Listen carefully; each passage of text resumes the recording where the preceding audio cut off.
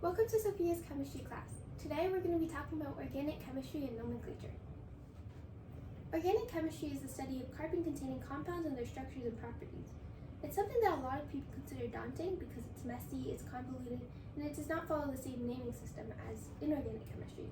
And the reason why it's so much more complicated is because it has to make up for the existence of structural isomers. Structural isomers are multiple compounds which have the exact same chemical formula but completely different features and structures. One example is glucose. Glucose is the sugar that's found in the bloodstream that gets broken down into energy for your body to use. And fructose is a sugar found in fruits. Even though both of them look completely different and they do completely different things, they both have the same formula of 6 carbon, 12 hydrogen, 6 oxygen. This means if you were to tell the formula to a chemist, they're not going to know what you're talking about until you specify with the common name or the IUPAC nomenclature name. That problem is the reason why the International Union of Pure and Applied Chemistry came up with the IUPAC nomenclature system, to be able to identify a compound based on its name and to be able to identify its features based on its structure. Today we're going to be learning about IUPAC nomenclature, and we're going to be able to derive the features of a compound based on what it looks like and what it's called. Since organic chemistry is the study of carbon-containing compounds, the first thing we're looking for when we're trying to name a compound is how many carbons are present, and secondly, the type of bond between the carbons. So if we take this as an example, there are 3 carbons, which means if we look at this list of prefixes based on the amount of carbons, we'll see that for 3 carbon presents, we use the prefix prop. Next, we look at the type of bond between the carbons. If you recall from inorganic chemistry, carbon is capable of grabbing 4, has a bonding capacity of 4, which means that it can have 3 bonds between the carbons because, as a maximum, because this carbon needs to be bonded with that, coming to a total of 1, 2, 3, 4. But it's not, and yet this is so stable. That's because the other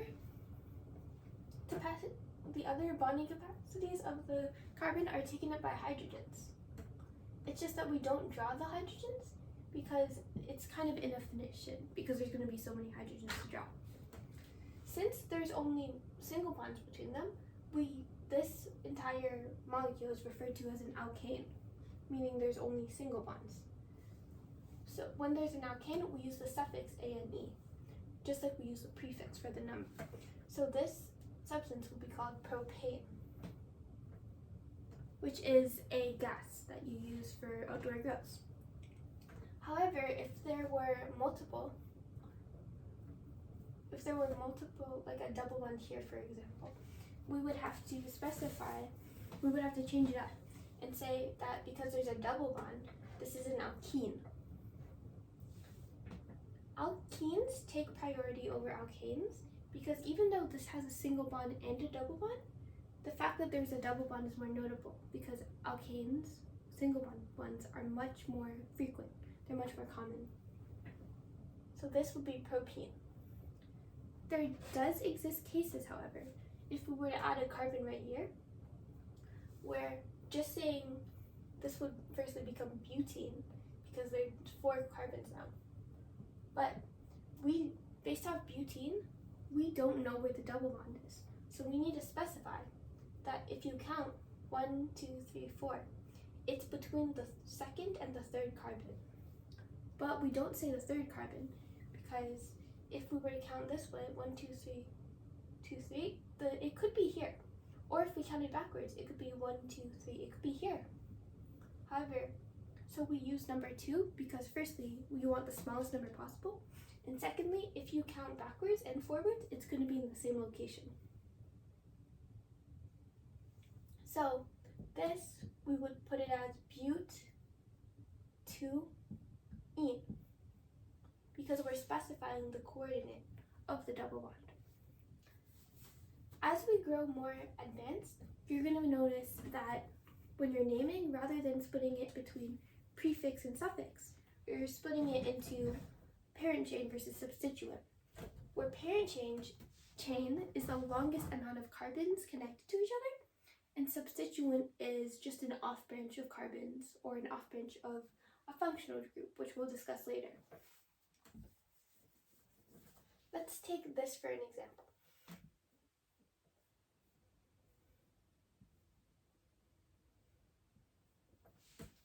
This looks nothing like what we just covered, but that's because each end is a carbon. And this is much quicker to write and much quicker to read than drawing out each carbon and how they connect to each other. So if we just picture this here is a C, this is a C, this is a C, and so on and so forth.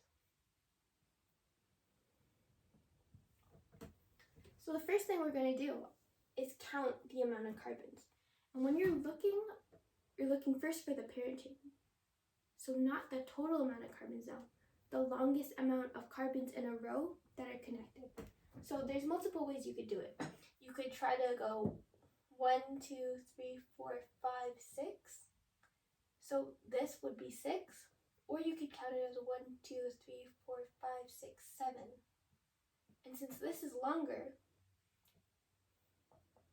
we'll count this part as the parent chain. Meaning these two carbons on the side, those are our substituents.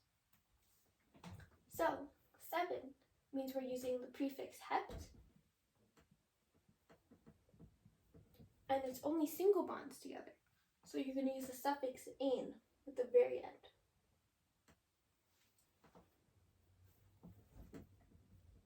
Already here, sorry. Heptane. These two things are our substituents, and since they're only one carbon, it follows the same rule here, where the prefix is based on the number of carbons. So these are substituents. Substituents use instead of like ane or een or ein, they use il, YL. So this will be methyl heptane. But since there's two, and this doesn't tell you where they're at all, you need to specify. This one is at 1, 2. This is at the second carbon. 2. This is at the third carbon. 1, 2, 3. You separate them by a comma. 2, 3 methyl heptane. But last step, there's 2 methyl substituent, which means you use the prefix di to indicate there's 2 of them. So your total compound name is going to be 2,3-dimethylheptane. The reason why you count from right to left in this instance instead of left to right, where it would be 1, 2, 3, 4, 5, 6 dimethylheptane, is because you're looking for the smallest number of substituents total. Even though if I were to write it backwards, 1, 2, 3, 4, 5, 6, 7, even though this is the exact same as that, and writing it as 5, 6 dimethylheptane would be the exact same, writing it as 2, 3 is simpler and it's quicker to understand. Rather than looking relatively linear, you'll notice that some organic compounds have sort of geometric shapes and look connected to one another, like this, or this, or even naming these is exactly the same as naming any organic compound, where every point represents a carbon. However, now that they're connected, you use the prefix cyclo. So this would be 1, 2, 3, 4, cyclobutane, since it is an alkane. And this, since it has 3 points, is cyclopropane.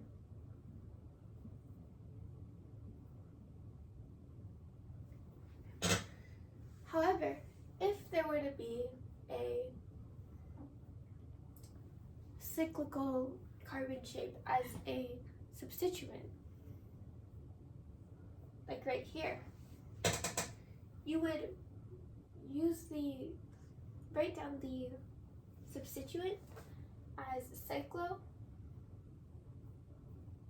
since there's 3 carbons, prop, and then use the substituent suffix, which is il.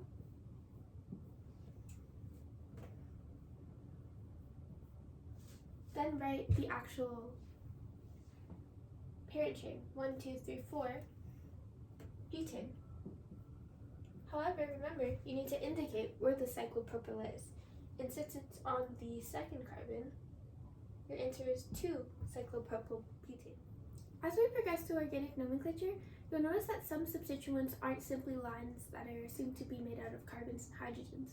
Some are called functional groups, which are usually made out of oxygen, carbon, hydrogen, and nitrogen that attach to the main carbon chain and actually change the overall function and properties of the organic compound, hence the name functional group. The first one we're going to be talking about are alcohols. Alcohols are when there is a hydroxyl group, or an OH, connected to the main carbon chain. Now this makes the overall compound more polar because it encourages hydrogen bonding between the oxygen and the hydrogen.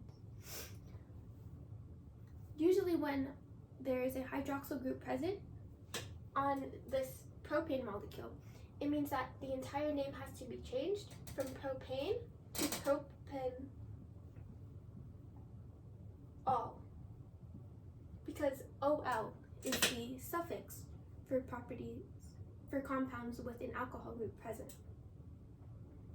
Now if, just like we discussed before, if this alcohol group were present on this part of a butane compound, we would instead clarify where it is by saying butan 2-ol, because the hydroxyl group is present on the second carbon. It is possible for there to be multiple alcohols on one organic compound. That's what we would call a polyalcohol. So if, say, there were an hydroxyl group here and a hydroxyl group here, we would have to specify that. So instead of saying butan 2-ol, we would change it to butan 2, because there's 1 right here, 3, because there's 2 at locations 2 and 3, diol. Because if you remember when we were doing alkenes and there were multiple substituents present, we would have to use di to indicate that there were multiple substituents in different places. And the next functional group we're going to talk about, or multiple functional groups rather, are aldehydes and ketones. Now the reason we're doing the two of them together is because they're essentially the same thing, just on different ends of the compound. While aldehydes, which are double bonded O's and H's connected to a carbon, are on the end, ketones are in the middle, and they're simply a double bonded O. The reason why aldehydes can only be on the end and ketones can only be in the middle is because remember how this carbon needs to be satisfied and this carbon needs to be satisfied. If there were to be an aldehyde right here in the middle, then that means that this carbon would have 5 bonds instead of the 4 that it maxes out at. And if this were the end where it should be an aldehyde, were to only have a ketone, this carbon would be missing a bond.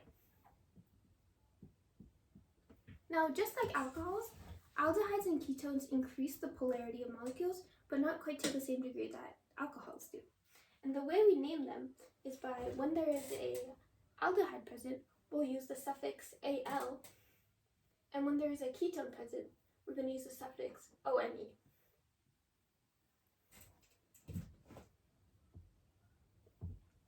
So, if we were to name this molecule, which has a aldehyde right here, we would first have to count from the end which has the aldehyde how many carbons there are. So 1, 2, 3, 4, 5, meaning we use the prefix pent. And since the aldehyde is at the end, and there's only one aldehyde, we don't need to specify where it is because we already know the aldehydes must be at the end. So we can literally just say pentanol. Now if there were a ketone, on the other hand, with 5 carbons again, we'll say, and the ketone were over here, the next functional group we're going to look at is haloalkanes, which is when a halogen is connected to an alkane compound. They're typically very straightforward and increase the polarity of molecules, since most halogens like chlorine and bromine and fluorine increase polarity because they increase hydrogen bonding, because hydrogen likes to have fun. So let's take an example right here of butane, and we're going to add a chlorine molecule over there. The prefix for haloalkanes depends completely on which halogen is actually being used. In this case, because we have chlorine, our prefix is going to be chloro. And since it is on our second carbon molecule, we'll use the prefix 2 to indicate where the chlorine is. And since it's a 4-carbon molecule, we use butane.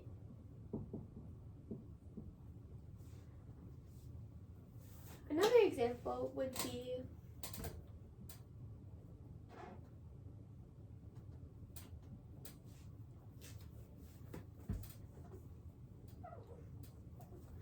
since it's present on the second molecule, again, we'll write 2 to indicate where it is. Then bromine has the prefix of bromo. Similar to how chlorine is chloro, iodine is iodo, and fluorine is fluoro.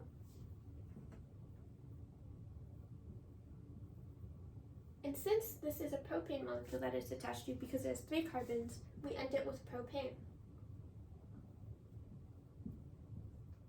The next functional group we're looking at is carboxylic acids. Carboxylic acids are when carboxyl groups are connected to the parent chain. And you can think of a carboxyl group as similar to an aldehyde, where an aldehyde has a double-bonded oxygen and a hydrogen. A carboxylic acid has a double-bonded oxygen and a hydroxyl. So it's like an aldehyde, only with an extra oxygen. When it comes to polarity, carboxylic acids make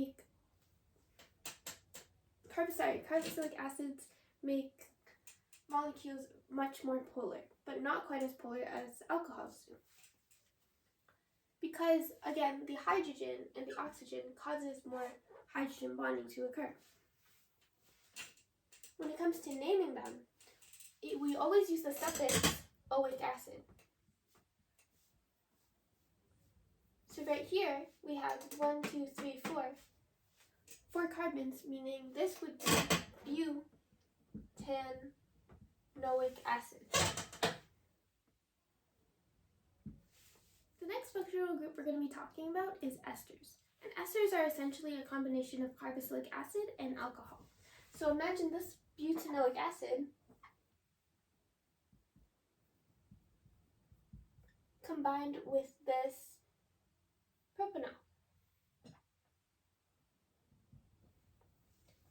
The hydrogen in this hydroxyl group and this hydroxyl group will bond to form water, leaving us with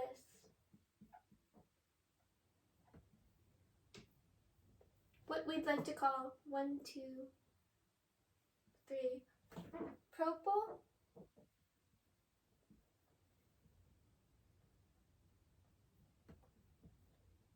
butanoate,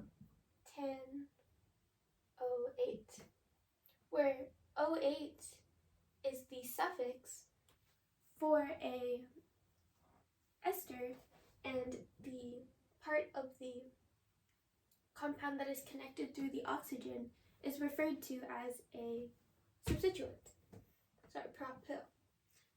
You can imagine where this hydrogen and the other oxygen went. They created water in a process called esterification. Similar to esters, we have ethers. And ethers are also when 2 different compounds are essentially connected by an oxygen. However, these don't have the double bonded O from a carboxylic acid. Instead, they look just like this, where the longer group is the parent chain and the shorter group is considered a substituent. So you would count 1, 2 carbons, meaning it would be oxy, because that's how you identify that it's an ether. Propane.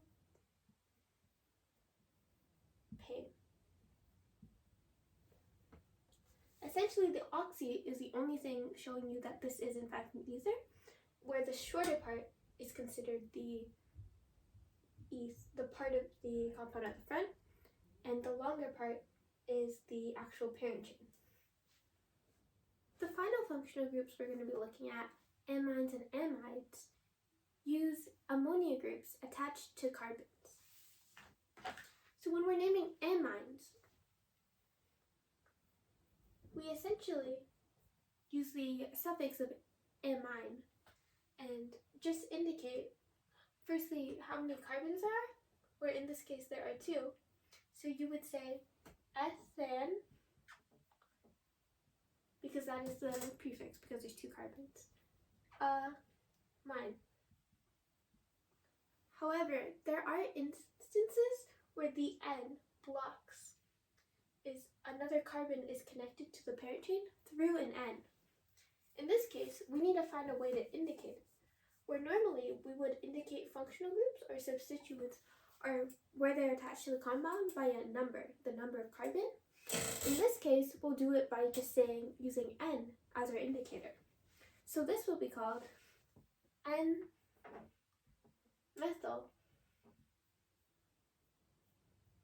ethanamine.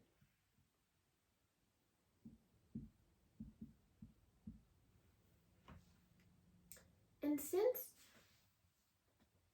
ammonia groups create bonds between the nitrogens and hydrogens and nitrogens and carbons, there could also be considered making the compound more polar. Amides with a D are essentially if amines were to combine with carboxylic acids, in the same way that esters are if carboxylic acid were to combine with alcohol.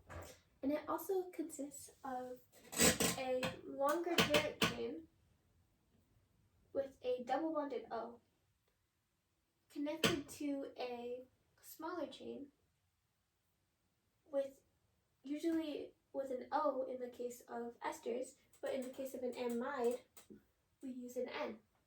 And the naming rule is also very similar, where the smaller chain is considered the prefix, so 1, 2, N, because it's connected by the N, same thing as in amines.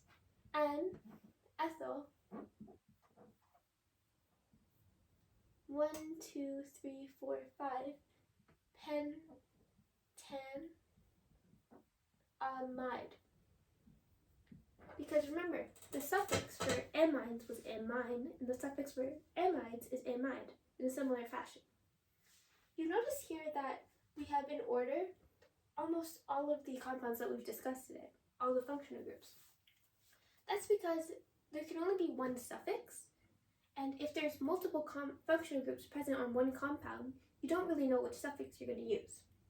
However, this list tells you exactly which one you're going to be using. If you have a carboxylic acid, for example, and another different group, carboxylic acid will always be your suffix. It's always going to end with oic acid because it is the highest priority functional group in your compound. There are prefix versions of almost every other functional group, except for amides and aldehydes, because those are always at the end, compared to the other ones which could be in the middle. I mentioned while we were learning the functional groups how some tend to make compounds a lot more polar than others. This is because polar compounds usually have much higher melting and boiling points because there's a much stronger attraction between molecules, so they don't want to rip apart and boil and evaporate. And it also increases their solubility in water because water itself is also soluble and it follows the rule of like dissolve like. This is how we're able to ascertain the properties of compounds based on what type of functional groups there are. Additionally, the length of a compound compared to its functional group also helps us determine whether or not it is polar or not. For example, let's take this alcohol. This alcohol is pretty short in general. However, the alcohol group of it is only a small fraction. This means the alcohol doesn't have a really big impact on the actual polarity of the overall molecule, meaning it's not going to be super polar even though it does have a polar functional group. Let's compare this to this ethanol. The alcohol aspect of it, which makes it polar, is huge. It is basically half of the compound. This means that most of the compound is very polar, meaning it's going to have a very, very high boiling point, melting point, and very high solubility in water.